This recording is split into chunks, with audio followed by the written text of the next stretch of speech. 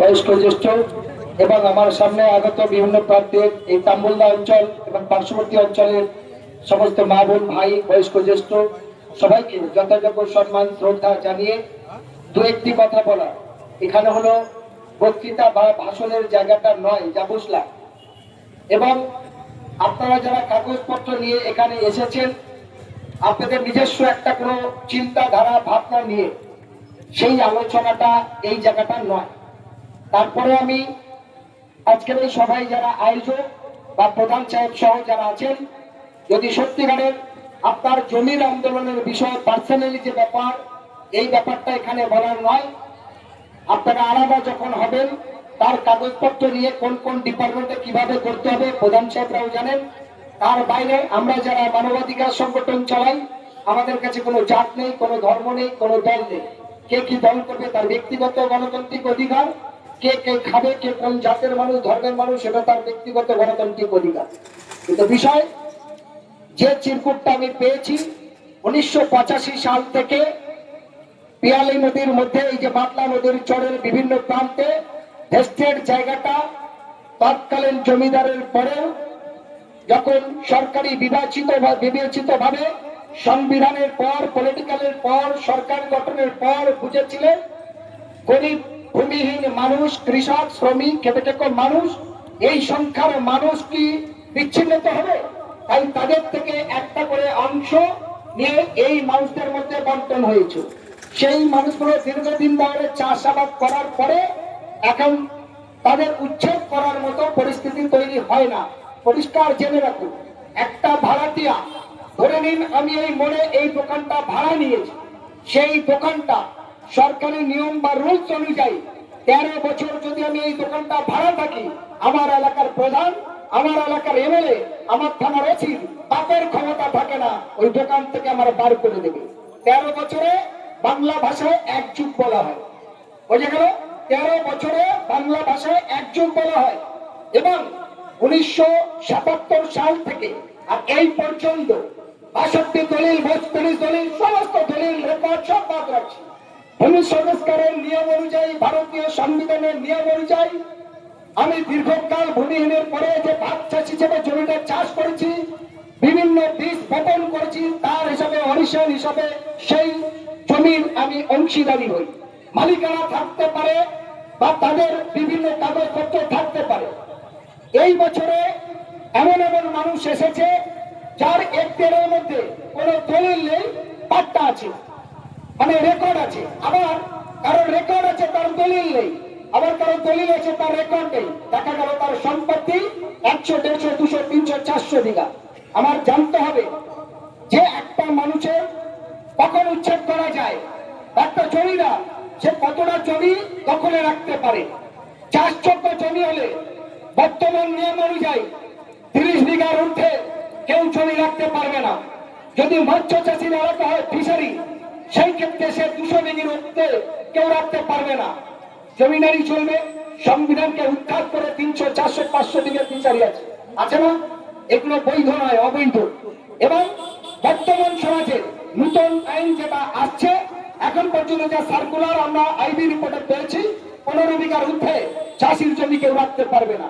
আপনার 4টে ছেলে মেয়ে, 15 বিঘাতে কতটা বীজ বপন হয়, তার কতটা চাল একটা পরিবারের লাগে, সরকার যে রেশন দেয়, তার বাড়ি কি কি কাঠ আছে, সেই কাঠের সঙ্গে তার চাষ বপনের সমস্তটা মিলিয়ে কত আয়, কত ব্যয়, তার পরিবারে কতটা অর্থ জমছে, সেই মালগুলো কোথায় যাবে? কাকে খাবে না ভূতে খাবে, না বাজারের চড়া দামে বিক্রি হবে? আর গ্রামের যে সকল মানুষ আছে যারা মাতার গাম পায়ে ফেলে কলকাতায় গিয়ে জোগাড়ে তাগাড়ে রিক্সা ফেলা, দিন মজুরি, লেবার মজদুরি, মাতার গাম পায়ে ফেলে খাওয়া হচ্ছে না, সংসার চলছে না, তাহলে সারা জীবন ভিখারির জায়গা থাকবে, গরিবের জায়গা থাকবে। একটা শ্রেণীর মানুষ আমাদের মতো মানুষকে ধোকারে বোকা দিয়ে চকচকে জামা প্যান্ট জুতো পরে সিগারেট ফুকে ফুকে যাবে, এই মানুষগুলো চলবে না। তার জন্যই তো আমরা সবাই জানি ভগবান আল্লাহ, ঈশ্বর, গড, বিভিন্ন কথা বলি, বিভিন্ন ভাবের নামাজ পড়ি, বিভিন্ন সিলসিলার মানুষ থাকে, বিভিন্ন রকম মন্দির, মসজিদ, গির্জা জায়গা থাকে। সেখানে একটা অংশের মানুষকে কেউ ভিখারি বলে, কেউ ফকির বলে। আমি মনে করি তারা ক্ষুধার্ত মানুষ, প্রাণ বাঁচানোর জন্য চুরি না করে, ডাকাতি না করে সেই শ্রেণীর মানুষ সবার সামনে লজ্জা আমাকে একটু দয়া করুন, আমাকে একটু অন্যদিন একটু অর্থ দিন। তাই ভারতবর্ষের সংবিধান 1949 সালে যখন তৈরি হয় তখন পরিষ্কার বলেছিল এ দেশ আমাদের সমান, সকল হিন্দু মুসলমান দলিত আদিবাসী শিখ ইসাই সবার, গরিব আমির বড় কালো মোটা ফর্সা সকলের জন্য সকলের সমান অধিকার থাকবে। সেই অধিকার কিছু শ্রেণীর রাজনৈতিক ব্যক্তিরা, কিছু শ্রেণীর মোড়ল মাতব্বররা ক্ষমতার অপব্যবহার করে তারা তাদের মতো করে করতে গিয়ে, আর কিছু জমিদার তারা তাদের মতো করতে গিয়ে বিচ্ছিন্ন তৈরি হয়েছে। এবং দুটি ছয় ছটা রাজনৈতিক দল সংবিধানের পরেও জন্মগ্রহণ করার পরেও বর্তমানে প্রায় 1000-এর বেশি রাজনৈতিক দলের জন্ম হয়েছে। কারণ মানুষ যদি সঠিকভাবে যে শিক্ষা অর্জন করে সেটা বাস্তবায়িত যদি রূপায়িত করতেন, তাহলে এত ধর্ষণ, এত খুন, এত মার্ডার, এত রকম প্রশাসনিক ডিপার্টমেন্ট বা এত রকম দুর্নীতির কোনো জায়গা থাকতো না, আর এত রাজনৈতিক সংখ্যা বাড়ত না। আর এই বর্তমানের যুগে আপনার বাড়ি বসে বসে ছোট্ট একটা বাচ্চা এন্ডেক্সেতে সারা পৃথিবী কোথায় কি হচ্ছে সে সব দেখতে পারে, আছে নাকি চ্যাটিং করে। তারপরেও আজকের দুর্ভাগ্যের বিষয় ইন্টারনেটের যুগ, এই ফেসবুকের যুগ, মডেল যুগ, যেখানে চাঁদে মানুষ চলে যাচ্ছে, যেখানে হাওড়ার মতো বড় নদী রয়েছে সেই নদীর তলা থেকে ঘুরে রেল চলে যাচ্ছে, যেখানে 14 ঘন্টার রাস্তায় 4 ঘন্টায় চলে যাচ্ছে, তারপরেও এখনো আমাদের অধিকার পাওয়ার জন্য ঝড় বৃষ্টি তুফানকে আদায় করে অপেক্ষা করে আমাদের রাস্তায় দাঁড়িয়ে বলতে হবে অধিকার চাই, অধিকার চাই, অধিকার চাই। এই লজ্জা কাদের? যারা এই সমাজ ব্যবস্থায় বুদ্ধিজীবী রাজনৈতিক নেতা মন্ত্রী ইত্যাদি হয়ে এতদিন পরিচালনা করছে, তাদের, আপনাদের নয়, আমাদের। কারণ তারা সরকারি স্যালারি পায়, সরকারি বেতন পায়, সেই বেতনটা সঠিকভাবে নিজের স্বার্থ পূরণ করেছে। মানুষের জায়গায় যদি সঠিক ভূমিকা করতেন, আমাদের মতো বিনা বেতনধারী মানুষ বাংলার এ প্রান্ত থেকে সে প্রান্তে মানুষের জন্য আওয়াজ উঠতে হতো। যদি সেই অবস্থা থাকতো, আজ পশ্চিমবঙ্গের এই বর্তমান যুগে 27 লক্ষ মানুষ তার বলতো না, তার নাম ডিলেট হয়ে গেছে, আমার অধিকার কবে পাবো, অধিকার পাবো।